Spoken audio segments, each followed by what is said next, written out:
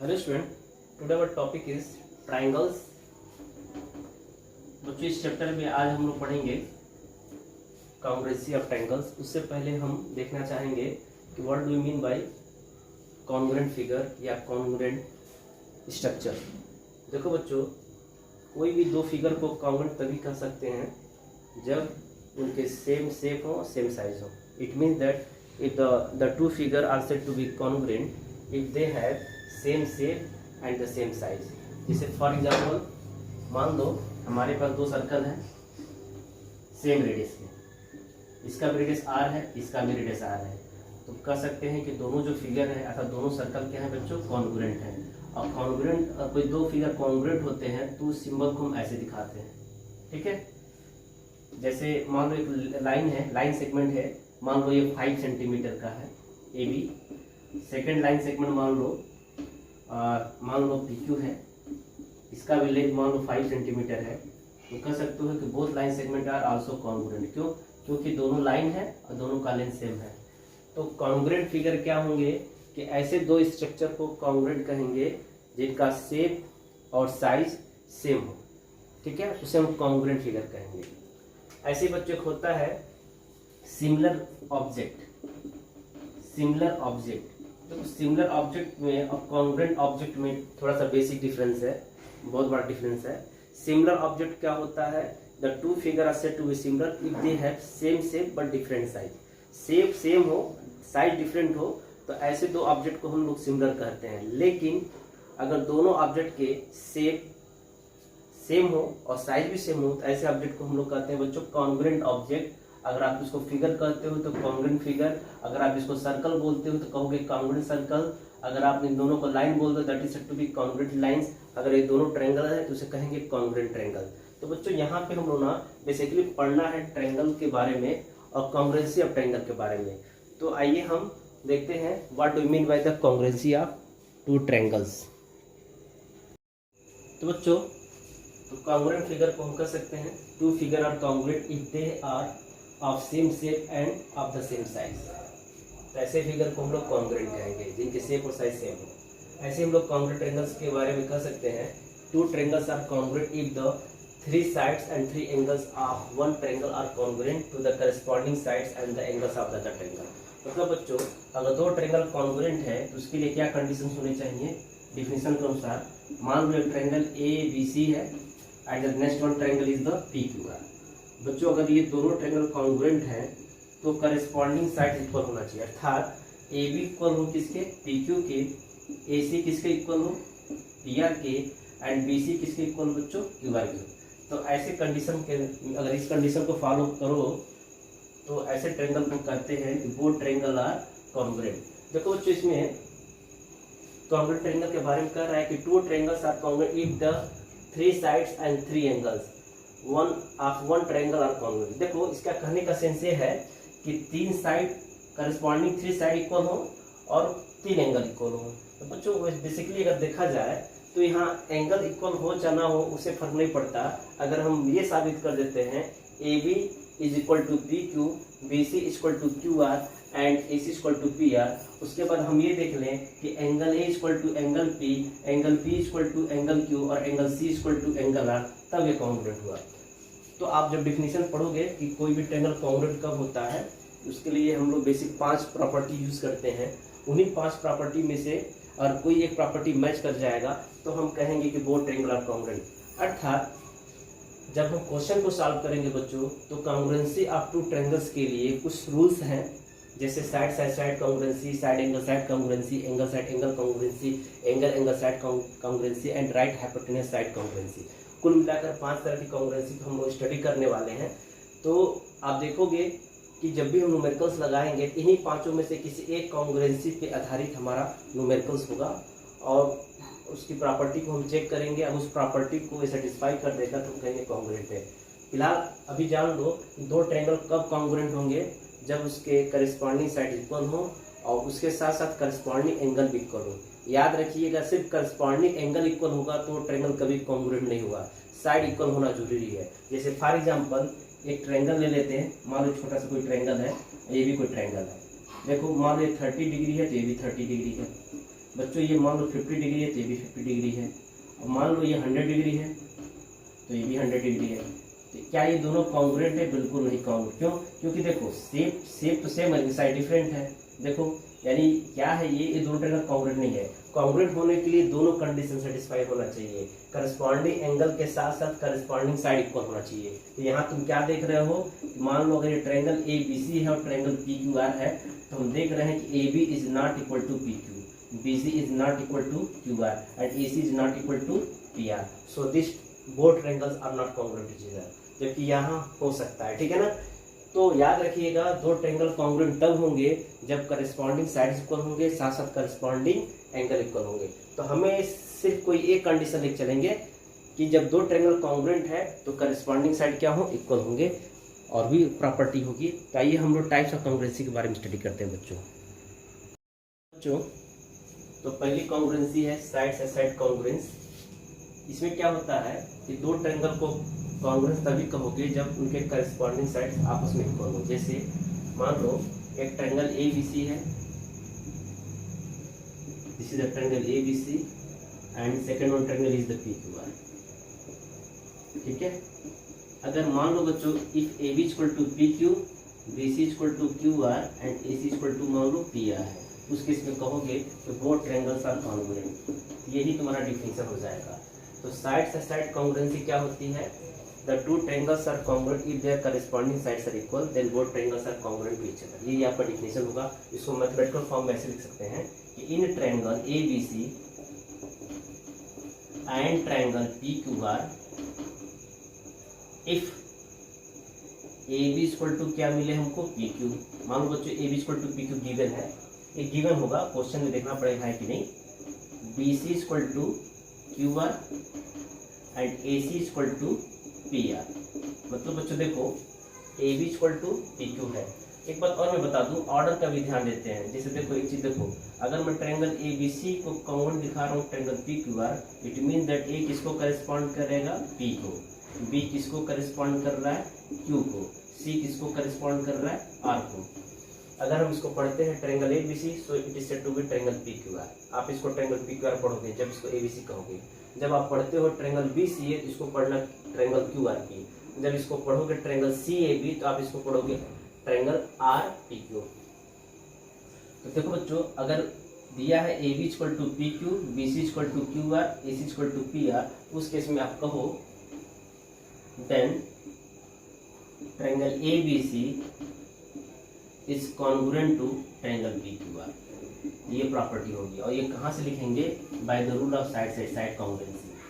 तो याद रखिएगा, डेफिनेशन कुछ इस तरह से है, the two triangles are said to be congruent by the rule of side से side, then their corresponding sides are equal to each other.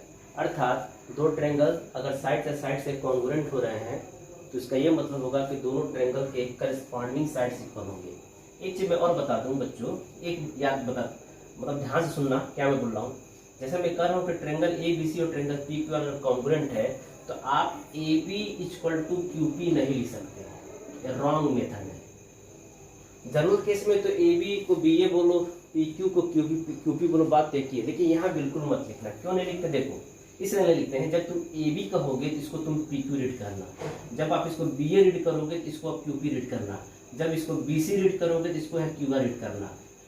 जैसे आप अगर यहाँ BC इक्वल टू IQ आप लिखते हो तो इसको गलत टेक्निक माना जाएगा। मतलब क्या है कि आपको सेम ऑर्डर में चलना है। एक इसको करेस्पॉन्ड करेगा P को, तो अगर आप AB बोलोगे तो आपको PQ बोलना होगा, क्योंकि B करेस्पॉन्ड किसको कर रहा है? Q को।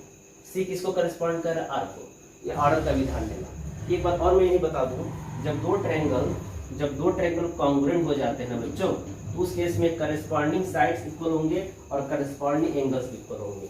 इस प्रॉपर्टी को बोलते हैं CPCT। याद नोट कर लो, अगर हम कहते हैं कि दो ट्रायंगल, इस सवाल में दो ट्रायंगल कॉन्ग्रुएंट है तो CPCT corresponding part of the congruent triangles are equal. देखो किसी भी ट्रायंगल के पार्ट्स कौन होते हैं? कोई भी ट्रायंगल में इसके तीन पार्ट होंगे, तीन एंगल होते हैं और तीन साइड होते हैं।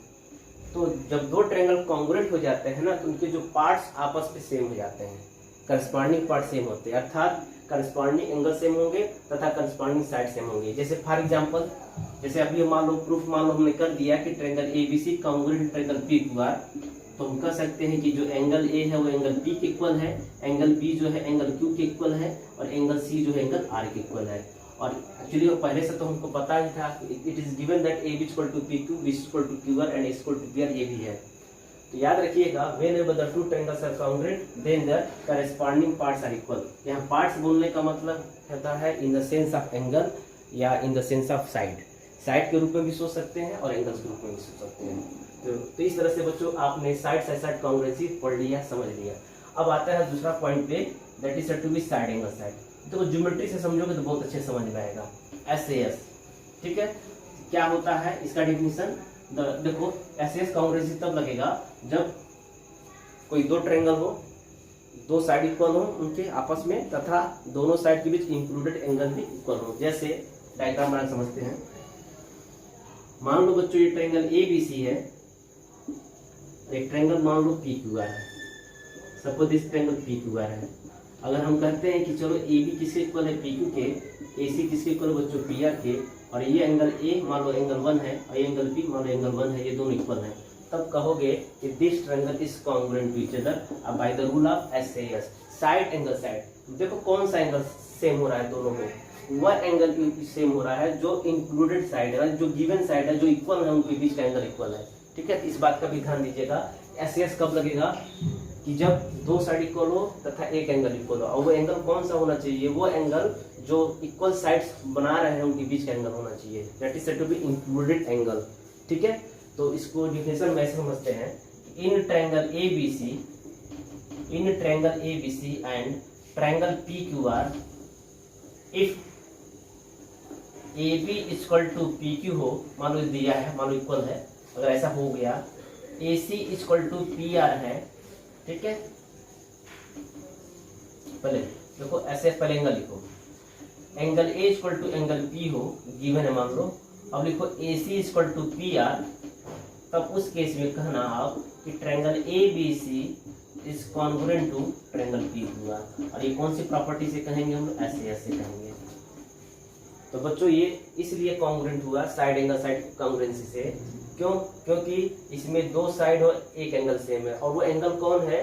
AB और AC के बीच का एंगल A है और PQ और PR के बीच का एंगल B है, और दोनों आपस में इक्वल है। अच्छा एक बात और है, ये तो समझ में आ गया होगा। अब एक और दूसरा एग्जांपल देते हैं। अब आपको बताना है कि क्या इसमें SAS लगा सकते हैं। जैसे मान लो बेटा कि एक कोई ट्रायंगल है, चलो ABC ही कर दे रहे हैं, अलग ट्रायंगल है, इससे कोई लेना देना नहीं है। एक ट्रायंगल मान लो PQR है। अब आपको सोच के बताना है कि क्या ये कांग्रुएंट है। जैसे AB जो है PQ के इक्वल है, मान लो AC जो है इसके इक्वल है। मान लो बच्चों ये 30 डिग्री है, मतलब कोई एंगल है और ये एंगल 30 डिग्री है। तो तुम क्या देख रहे हो कि इस दो ट्रायंगल में दो साइड इक्वल है और एक एंगल इक्वल है। अब आप सोच के बताओ क्या ये दोनों ट्रायंगल कांग्रुएंट होंगे? नहीं हो सकते हैं। रीजन क्या है? अगर कांग्रुएंट तभी होता है जब एंगल P के इक्वल हो। और हम क्या देख रहे हैं? एंगल A जो है एंगल R के इक्वल है, अर्थात ये कांग्रुएंट नहीं है SAS से। ठीक है, तो कभी कभी बच्चे बस कंफ्यूज होते हैं, उनको लगता है कि दो साइड और एक एंगल इक्वल SAS लगा दो। नहीं, गलत है। देखो एंगल कहाँ होना चाहिए इस पर ध्यान दो। एंगल जो होगा ना, जो इक्वल साइड्स हैं, करस्पॉन्डिंग इक्वल साइड है, उनके बीच का एंगल होना चाहिए। जैसे AB और AC के बीच का एंगल और PQ और PR के बीच का एंगल, यानी ये एंगल 30 होना चाहिए था, ये नहीं होना चाहिए था। अगर ये 30 डिग्री हो जाता तो हम कहते हैं कि हाँ ये दोनों ट्रायंगल कांग्रुएंट है।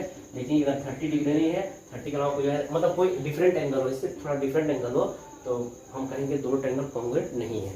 ठीक है, याद रखिएगा SAS कब लगेगा? जब दो साइड और इंक्लूडेड एंगल, यानी दोनों साइड के बीच का जो एंगल होता है, अगर दोनों सेम हो गया तो हम कहेंगे कि both triangle are congruent by the rule of SAS।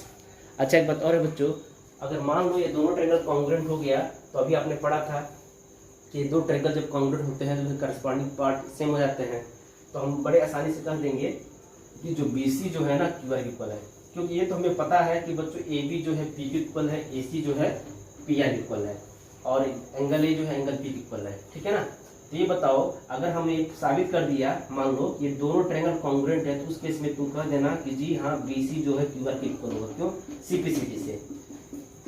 ठीक है, और साथ ही ये भी साबित कर सकते हो कि जो एंगल B जो होगा एंगल Q के इक्वल होगा। कैसे जाना? CPCT से। ये कब लागू होता है? जब दोनों ट्रायंगल कॉन्ग्रुएंट होते हैं किसी भी तरीके से, चाहे एसएस से कॉन्ग्रुएंट हो जाए, चाहे साइड से, मतलब बस कॉन्ग्रुएंट हो जाए। अभी आपने दो ही प्रॉपर्टी पढ़ा है, साइड कॉन्ग्रुएंसी और एसएस कॉन्ग्रुएंटी। अभी 3 कॉन्ग्रुएंसी और पढ़ोगे, ठीक है ना। और साथ ही साथ एंगल सी किसके इक्वल होगा? एंगल आर के बच्चों। ये भी किस प्रॉपर्टी से होगा? सीपीसीटी। सीपीसीटी का फुल फॉर्म क्या है? Corresponding part of the congruent triangles. मतलब जब दो ट्रायंगल कॉन्ग्रुएंट होते हैं तो उनके करेस्पॉन्डिंग पार्ट्स सेम हो जाते हैं। अब बताओ करेस्पॉन्डिंग पार्ट्स का क्या मतलब होता है किसी ट्रायंगल का? भैया 3 साइड्स इक्वल होंगे और 3 एंगल्स होंगे। It mean that their corresponding sides are also equal to each other and their corresponding angles are also equal. अब आते हैं अगली प्रॉपर्टी पे, क्या है वो? Angle side angle. थर्ड है एंगल साइड एंगल कॉन्ग्रुएंसी। तो देखो बच्चों, इसमें नेम से ही स्पष्ट है कि दो ट्रायंगल होंगे जिसके करस्पॉन्डिंग 2 एंगल सेम होंगे और 2 एंगल के बीच का जो इंक्लूडेड साइड है वो सेम होगा। आइए देखते हैं, डायग्राम से समझते हैं इसका definition.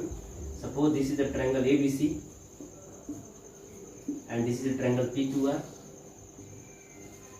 This is triangle PQR, ऊपर दे रहा बच्चों। मान लो ये एंगल B है, ये एंगल 1 है और एंगल Q मान लो एंगल 1 है, एंगल C एंगल 2 है और एंगल R एंगल 2 है। It means that angle B equal to angle Q, angle C equal to angle R and also angle 1 और एंगल 2 को कंटेन करने वाली साइड कौन है? BC। इसमें भी एंगल 1 और एंगल 2 को कंटेन करने वाली साइड क्या है? QR। और ये आपस में इक्वल हो तो उस केस में हम कहेंगे कि बोथ ट्रायंगल्स आर कॉन्ग्रुएंट। इस रूल से ASC से, एंगल साइड एंगल से। इसका डिफिनेशन लिखो ऐसे, if in triangle ABC and triangle PQR, if यदि बच्चों एंगल B किसके इक्वल हो? एंगल Q के, BC किसके इक्वल हो? QR के, और बच्चों एंगल C किसके इक्वल हो? एंगल R के। इट मीन दैट देखो बच्चों कि एंगल B जो है एंगल Q के इक्वल हो। अगर ऐसा होता है angle C equal to angle R के इक्वल हो और BC इक्वल टू QR हो, इन सच कंडीशन तो कहोगे triangle ABC is congruent to triangle PQR।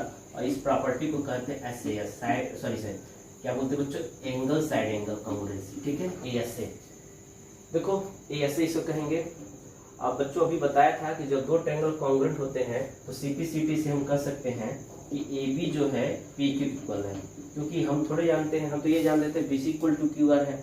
जब ये दो ट्रायंगल कॉन्ग्रुएंट हो जाएंगे तो आपको पता चल जाएगा कि AB जो है PQ के इक्वल होगा। कैसे जानोगे? CPCT से कह सकते हो। Also you can say that AC equal to PR। ये भी किस प्रॉपर्टी से कहोगे? CPCT से। साथ ही साथ कह सकते हो कि जो एंगल A है बच्चों वो एंगल B के इक्वल होगा। ये भी कैसे कह सकते हो? CPCT। जब हम न्यूमेरिकल्स लगाएंगे ना तो जब भी हम दो ट्रायंगल को कॉन्ग्रुएंट प्रूव करेंगे तो CPCT जनरली हम यूज करते हैं। तो आपको उतना ही लिखना होगा जितना क्वेश्चन में पूछा जा रहा है, ठीक है। तो जब न्यूमेरिकल्स आएंगे पूरी बातें क्लियर हो जाएंगी। तो बच्चों इस तरह से आपने ASA के बारे में समझ लिया होगा। एंगल साइड एंगल कॉन्ग्रुएंसी दो ट्रायंगल के लिए कब एग्जिस्ट करेगा? जब दोनों ट्रायंगल के करस्पॉन्डिंग एंगल सेम होंगे तथा करस्पॉन्डिंग इंक्लूडेड साइड सेम हो। जैसे हम एक दूसरा एग्जांपल लेते हैं जो बताएंगे कि कॉन्ग्रुएंट नहीं है। जैसे मान लो बच्चों एक ट्रायंगल है, छोटा सा बना के समझा दे रहे हैं। मान लो ये कोई अनदर ट्रायंगल है ABC, नेम वही रख रहे हैं। अभी इन दोनों ट्रायंगल से कोई लेना देना नहीं है इस ट्रायंगल से। और एक सेकंड ट्रायंगल है मान लो PQR, समझाने के लिए बस कर रहे हैं PQR। थोड़ा लाइट एग्जांपल देते हैं। मान लो बच्चों ये 30 डिग्री है तो ये भी 30 डिग्री है। मान लो बच्चों ये 50 डिग्री है, ये 50 डिग्री है, ठीक है। अच्छा मान लो इसका लेंथ x सेंटीमीटर है और इसका लेंथ x सेंटीमीटर है। तो अब आप सोच के बताओ क्या ये दोनों ट्रायंगल कॉन्ग्रुएंट होंगे? तो अगर रूल को देखा जाए तो दो एंगल एक साइड इक्वल होना चाहिए। तो देखो ये एंगल 30 है तो ये भी एंगल 30 है, ये एंगल 50 डिग्री तो ये भी एंगल 50 डिग्री है। AB का लेंथ x सेंटीमीटर है, QR का लेंथ x सेंटीमीटर है। लेकिन हम देख रहे हैं कि यहाँ जो अगर AB x सेंटीमीटर है तो PQ को x होना चाहिए था, जबकि x ये हो रहा है, ठीक है ना। यानी इसकी लंबाई x सेंटीमीटर होना चाहिए था PQ का। इट मीन्स दैट यहाँ पे हम इस प्रॉपर्टी को यूज नहीं कर पाएंगे, एंगल साइड एंगल यूज नहीं कर पाएंगे। So both triangle are not congruent. तो याद रखिएगा कि दो एंगल एक साइड बराबर होना एंगल साइड एंगल प्रॉपर्टी नहीं होती है। वो साइड कहाँ होना चाहिए इस बात की ध्यान देना। तो वो बच्चों साइड कहाँ होगा? दो एंगल को कंटेन करने वाली साइड करस्पॉन्डिंग साइड्स आपस में इक्वल होना चाहिए। जैसे इस डायग्राम में समझाया है बच्चों कि एंगल 1 और एंगल 2 को कंटेन करने वाली साइड है BC, और यहाँ पे भी एंगल 1 एंगल 2 को कंटेन करने वाला साइड क्या है QR, और ये दोनों साइड इक्वल भी है, करस्पॉन्डिंग एंगल भी इक्वल है। So both triangle are congruent by the rule of angle side angle. ठीक है, तो अब अगला प्रॉपर्टी है एंगल साइड एंगल के बाद हम बच्चों बात करते हैं चौथी प्रॉपर्टी जिसे कहते हैं एंगल एंगल साइड। तो देखो थोड़ा सा अंतर है, बच्चे इसी में कंफ्यूज होते हैं क्योंकि एंगल एंगल साइड में भी 2 एंगल एक साइड आता है और एंगल साइड एंगल में भी 2 एंगल एक साइड आता है। तो दोनों में क्या बेसिक डिफरेंस है आज सीख लो। एंगल एंगल साइड चलिए डायग्राम से ही समझा देना। अगली प्रॉपर्टी है चौथी angle angle side congruency, AAS, short में A2S भी बच्चे बोलते हैं। तो कैसे समझते हैं देखो, मान लो बच्चों एक ट्रायंगल है ABC,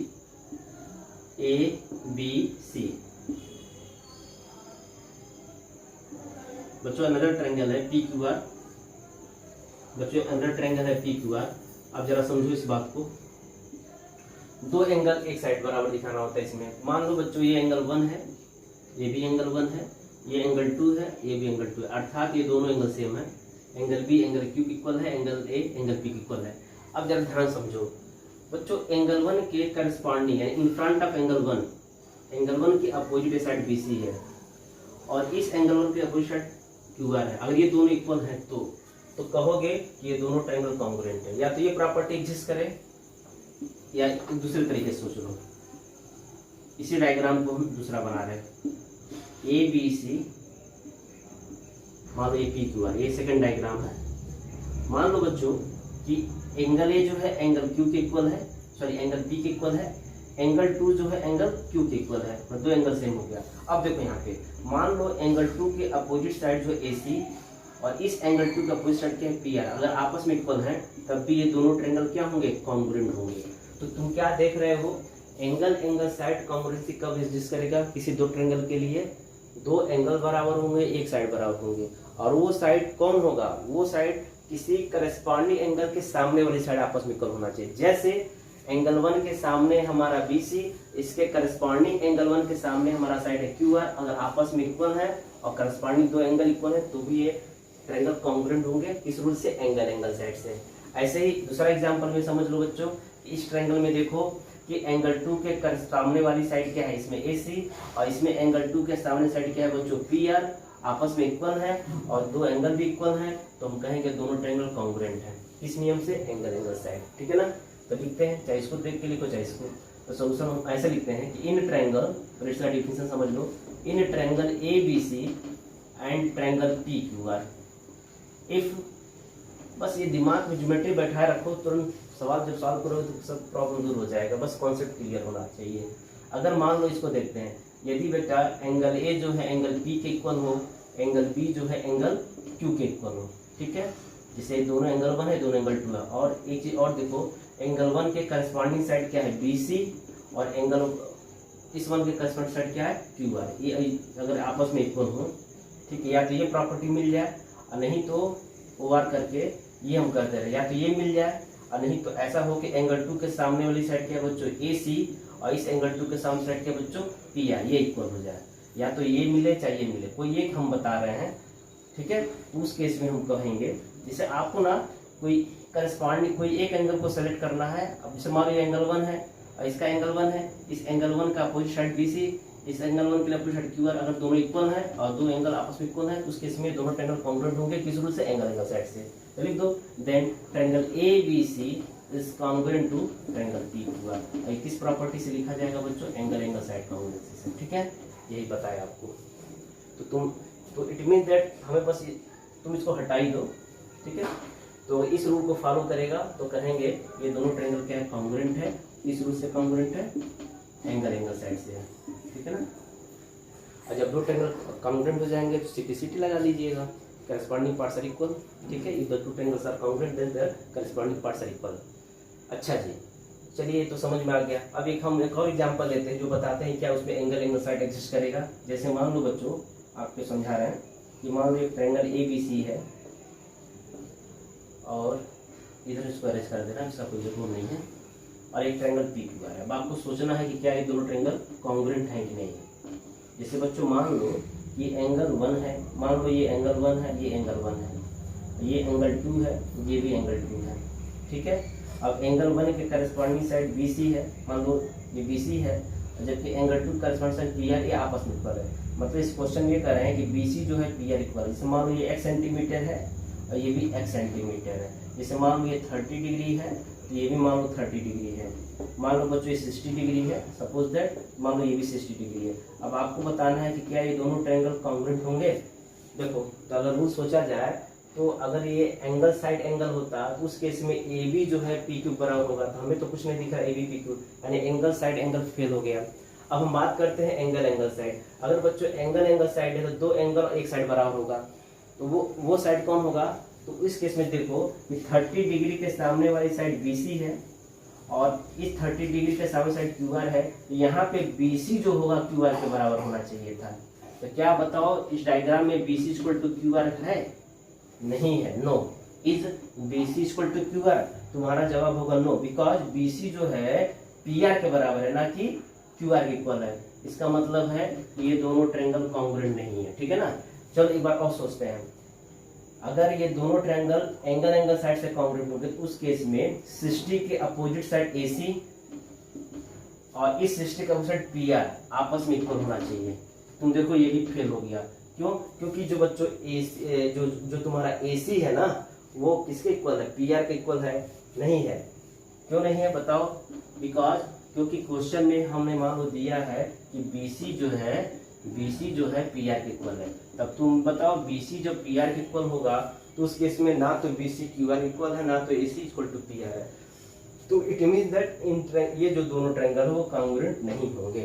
तो कॉन्ग्रुएंट होने के लिए, यानी एंगल साइड कॉन्ग्रुएंट होने के लिए दो एंगल तो बराबर होंगे, करस्पॉन्डिंग एंगल बराबर होंगे, प्लस वो साइड बराबर होगा। जैसे मान लो करस्पॉन्डिंग एंगल के सामने साइड बराबर होंगे। जैसे अगर ये एंगल 2 है तो इसका साइड AC है, इसके अपोजिट साइड, और इस एंगल 2 का अपोजिट साइड PR है, तो ये दोनों बराबर होने चाहिए थे। अथवा एंगल 1 के सामने साइड BC, इस एंगल 1 के सामने साइड QR, ये दोनों बराबर होने चाहिए थे। तब हम कहते हैं हाँ ये दोनों ट्रायंगल क्या है बच्चों?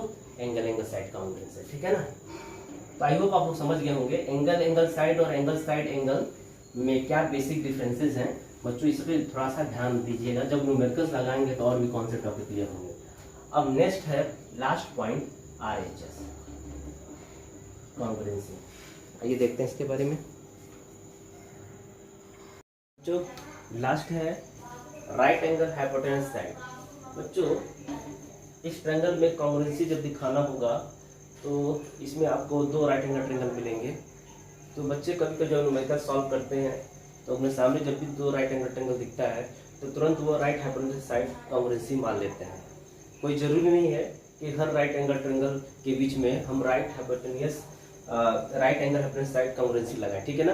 तो पहले इसकी प्रॉपर्टी देख लेते हैं कि RHS प्रॉपर्टी कब लगाएंगे। ये तो बात तय है कि दो ट्रायंगल राइट एंगल होने चाहिए, अर्थात राइट एंगल ट्रायंगल होने चाहिए। जैसे मान लो बच्चों ये ट्रायंगल है ABC, जिसमें हम मान लेते हैं एंगल B 90 डिग्री, और अनदर ट्रायंगल है बच्चों मान लो ट्रायंगल PQR, जिसमें एंगल Q क्या है 90 डिग्री है। तो ये कब लगता है कि अगर दो राइट एंगल ट्रायंगल के करस्पॉन्डिंग हाइपोटेनस इक्वल हो और साथ ही साथ एक साइड और इक्वल हो, या तो परपेंडिकुलर सेम हो या तो बेस सेम हो। तो चलो मान लेते हैं परपेंडिकुलर सेम है, तो उस केस में दोनों ट्रायंगल कॉन्ग्रुएंट होंगे। किस प्रॉपर्टी से? RHS से। शॉर्ट में इसको RHS कॉन्ग्रुएंस पढ़ेंगे, नहीं तो इसका फुल फॉर्म है right angle hypotenuse side congruency, ठीक है। तो इसको ऐसे समझो कि in triangle ABC and triangle PQR, if angle B equal to angle Q equal to 90 degree हो, ऐसे सोचो कि ये दोनों ट्रायंगल राइट एंगल हो, एंगल मतलब क्या है, कोई एक एंगल 90 हो, जिससे एंगल B एंगल Q अगर 90 डिग्री हो, एंड और एंगल B के करस्पॉन्डिंग जो अपोजिट साइड है वो हाइपोटेनस है ना AC, इसको हम हाइपोटेनस शॉर्ट में HYP लिखते हैं। हाइपोटेनस AC किसके इक्वल हो बच्चों? हाइपोटेनस PR के, AC किसके इक्वल हो? PR के, एंड परपेंडिकुलर इक्वल हो, यानी AB किसके इक्वल हो? PQ के। या तो AB इक्वल टू PQ हो, या BC को आप BC किसको इक्वल हो जाए बच्चों, QR के इक्वल हो जाए। देखो या तो हमें AB इक्वल टू PQ मिलेगा और नहीं तो BC इक्वल टू QR मिलेगा। ठीक है, इस केस में हमारे डायग्राम में हमने मान लिया AB इक्वल टू PQ है, इस चीज को हमने नहीं माना है। ठीक है ना, तो उस केस में कहोगे कि ये दोनों ट्रायंगल कॉन्ग्रुएंट है, triangle ABC is congruent to triangle PQR, और इस प्रॉपर्टी को बोलते हैं राइट हाइपोटेनस साइड या right angle hypotenuse side congruency. तो इस तरह से बच्चों ये लास्ट टॉपिक था आर्चर। अब अगले लेक्चर्स में हम लोग इससे रिलेटेड न्यूमेरिकल सॉल्व करेंगे। तो आई होप आप समझे होंगे, पांचों प्रॉपर्टी को अच्छे से समझ लीजिएगा, प्रैक्टिस कर लीजिएगा कि कब साइड से साइड कॉन्ग्रुएंसी यूज होगा, कब angle side angle congruency use होगा, एंगल एंगल साइड कॉन्ग्रुएंसी कब यूज होगा, और राइट हाइपोटेनस साइड यूज कब होगा। ठीक है, और साइड से साइड कॉन्ग्रुएंसी कब यूज होगा। तो बच्चों आज के लिए बस इतना ही।